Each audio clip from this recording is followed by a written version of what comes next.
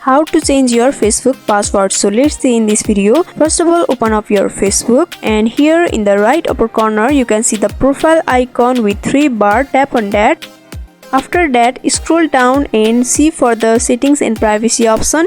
After that, tap on the settings option and tap on the security and login option, and here you can see the change password option. Tap on that. So here, in order to change your password, you have to insert your current password and retype your new password. Make sure to enter your correct current password, which will allow you to retype your new password.